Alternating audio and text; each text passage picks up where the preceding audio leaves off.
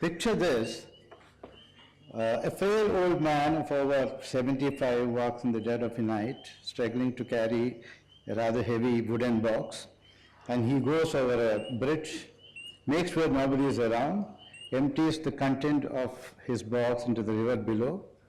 He goes back again only to return the next lot.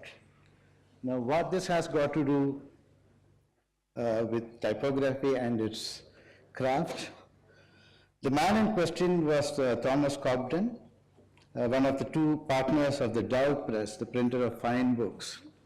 And what he emptied to the river beneath through his frequent trips over a year were the exclusive metal types that he was so attached to in meticulously composing the pages of extraordinarily beautiful books. He was in the process of losing his business to his partner, Emery Walker. Cobden couldn't stand the thought that his type could be used for anything other than fine book, and that too by another pair of hands that was not as devoted as his. Undoubtedly, this is an extreme case of devotion to work. Between 1916 and 17, Cobden is said to have dropped over a ton of metal types into the Thames River from the Hammersmith Bridge, close to which the press was located. There was no trace of the metal types after that, but a few copies of the books that were produced by Dove Press survived. A copy today might cost as much as $30,000. A century later, another devoted type designer spent over 3 years tracing and retracing the Dove type to create a digital version of that. Robert Greene, the man who was engaged in this task, at last succeed. He says it was eccentric, and I'm not really sure why I started, but in the end it took over. Greene actually managed to recover some of the types a few months ago in November 2014, and a new version was released after that. This inscription is quite familiar. This is from the base of the Trajan column, very meticulously designed geometric types, dating back to the 1st century AD. So after, say, about 2,000 years, among many others, David Goin spent an unreasonable time, according in his own words, to recreate painstakingly these letters using just compass and scale. So you can see the intricacy of the letters if you look at the letter S and Q. A wine glass, this is what Beatrice wore, used as an analogy to say, to explain about transparent typography which is used in books. In her essay, The Crystal Goblet. I'll be fair by quoting a few words from her essay.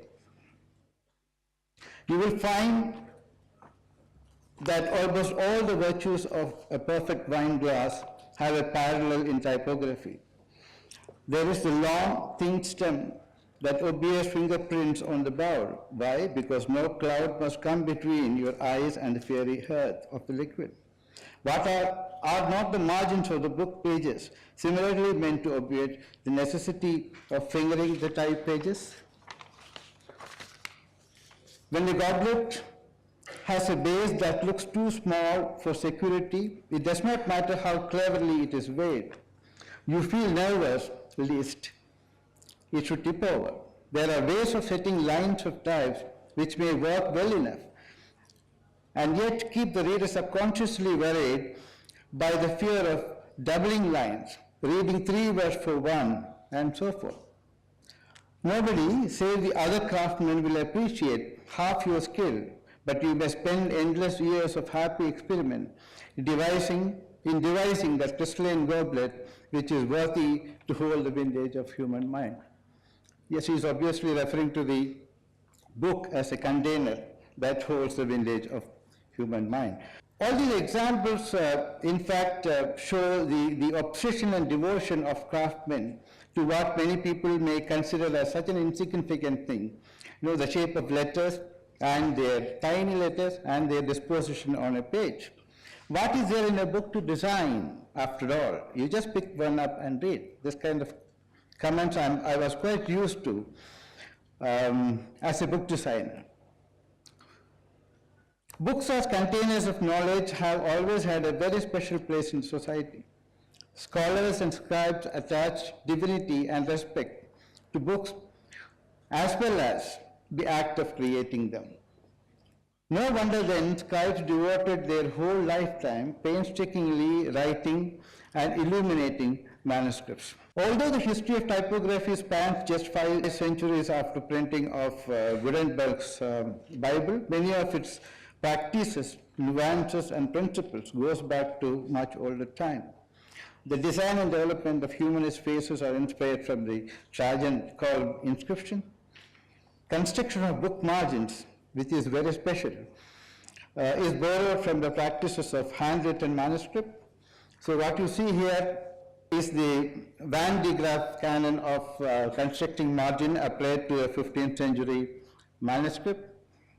The same is applied here to another book which I designed some time back.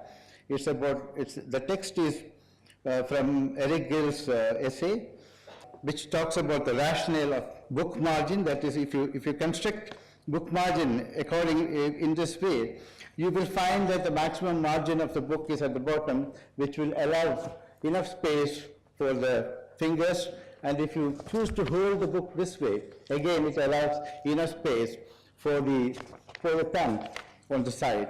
Mechanization and the industrialization and mechanization of typesetting during the 19th century particularly had an adverse effect on the way typefaces looked and the way the book were designed. Now this kick-started the art and craft movement, and William Morrison's Scroll Press was established. So the private press movement spread to Europe and other parts of America. So here I have a few examples. The first one is a page from Chaucer, which was produced by Scroll Press. The second one is the page from Bible, again produced by the Dow Press. And the last one is a page designed by Bruce Rogers, an American book designer who valued the traditional book design. Enter modernism, the scene changes completely. Post-war and industrialization brought in a new sense of the aesthetics of minimalism, the overall modernist philosophy. Modernist movements like Bauhaus in Germany, the style in Holland, futurism in Italy, and constructivism in Russia shared a common ideology. Modernism thrived in the art and design schools. It is formalist, rationalist visual language that can be applied to a variety of contexts, driven by the maximum form follows function. Typography and graphic design responded to modernism with sans serif. The structured page composition locked to geometric grids. Typography became more visual. Seeing took precedence over reading.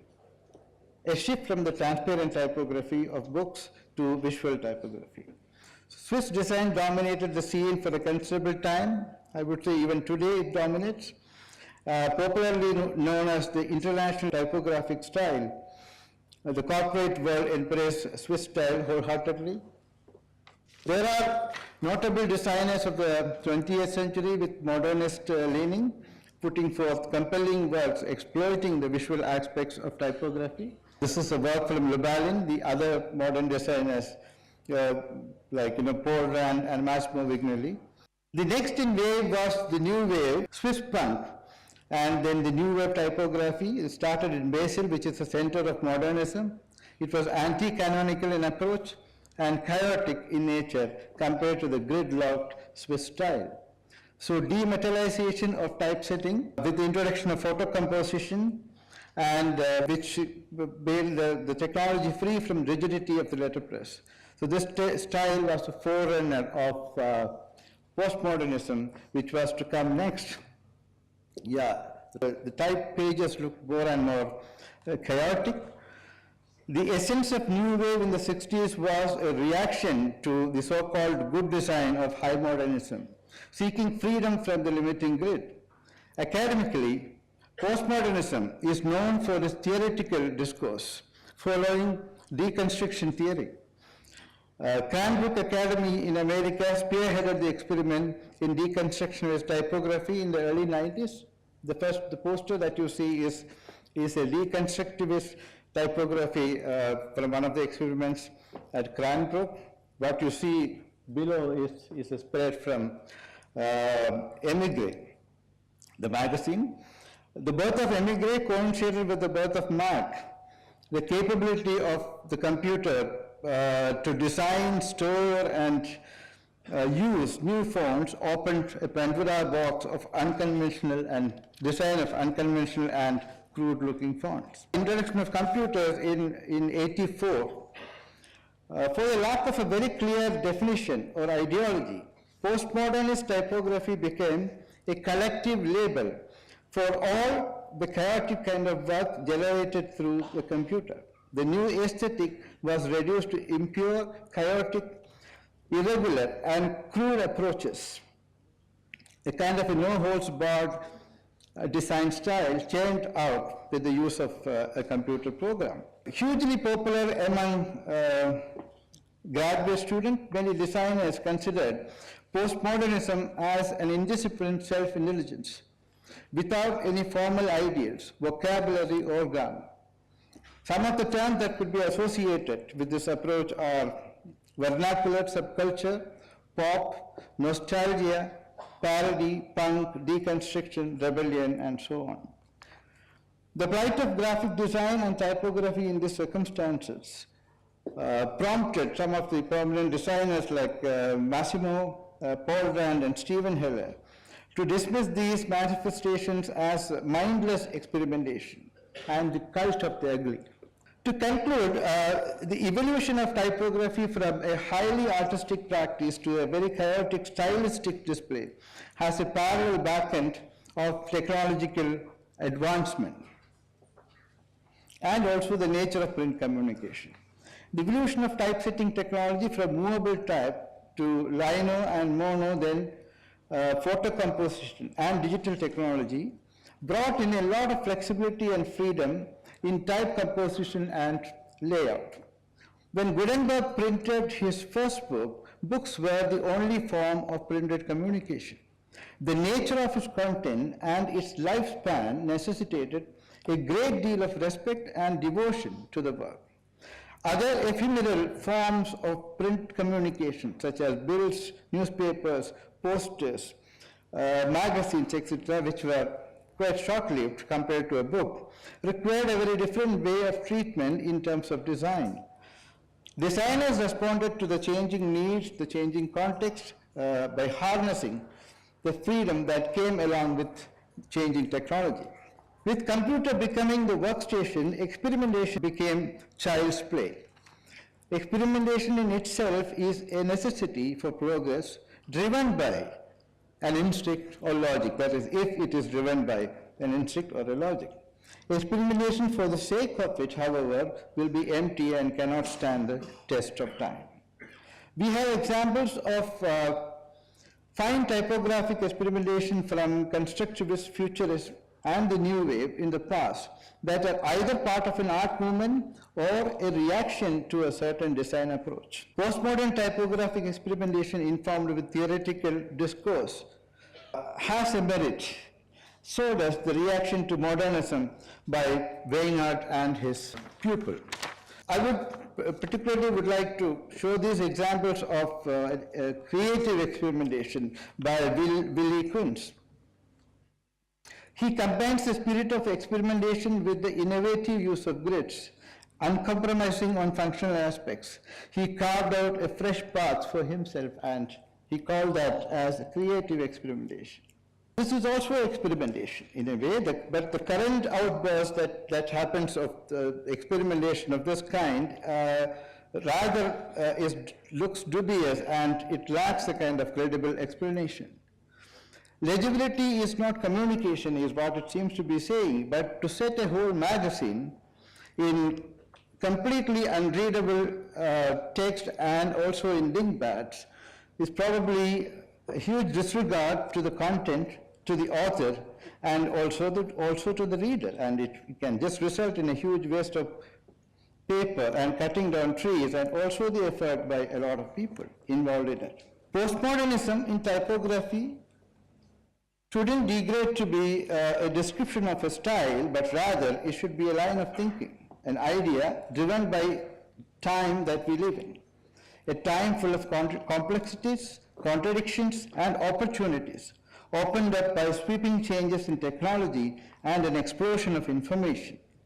The focus should be to make complex information accessible and interesting through innovative and creative strategies, and not to make simple information complex for the sake of child. On a positive note, I would say turbulence has always become a sign of things to come, things to evolve. So the chaos may be a sign for something emerging to clarity. Thank you very much.